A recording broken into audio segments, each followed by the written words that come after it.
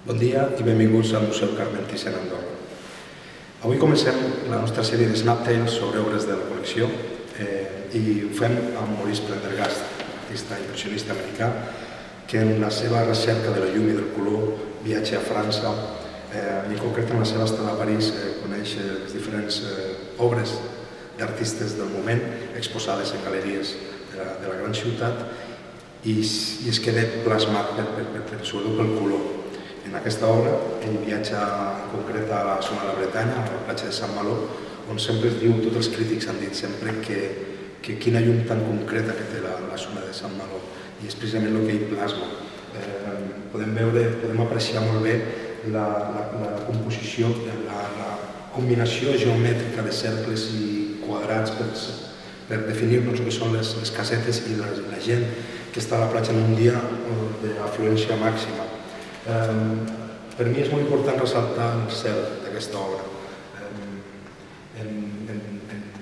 Hi ha una part que veurem un primer pla d'aquest cel, un traç que és en traçades amples de paleta ampla amb una combinació de colors freds i càlids que en la distància ens donen un cel d'estiu potent, enèrgic.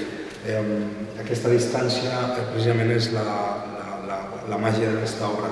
En un primer pla molt proper veiem uns traços perduts i a una distància de 2-3 metres el cel agafa tota la forma i tot el seu realisme. Precisament aquest detall, comptant que l'artista ho pintava a una distància molt curta, no ho estava veient des de lluny, ho fa encara més especial. O sigui, ell estava mirant-ho de lluny mentre pintava de prop.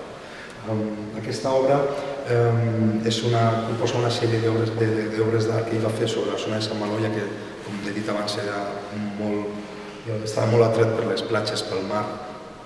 Hi ha un detall curiós que se li va criticar molt al principi de la seva obra, sobretot en la seva tornada als Estats Units, quan va començar a exposar les obres que va fer o que li van inspirar. Algunes les va fer a França, les altres ja les va fer als Estats Units, però inspirat en el que havia vist a França.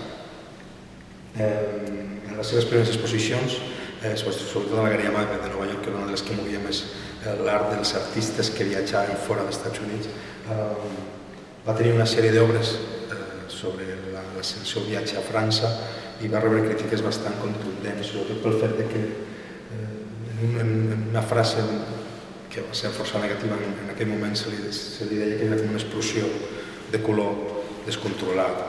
Bàsicament deia com si una fàbrica de colors hagués explotat, com així.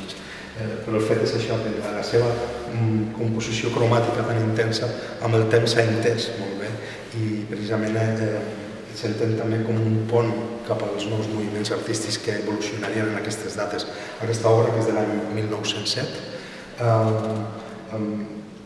té la influència postimpressionista francesa, però ja s'està portant cap a camins de les noves vanguardies del segle XX i podem veure-ho molt plasmat en cada petit detall.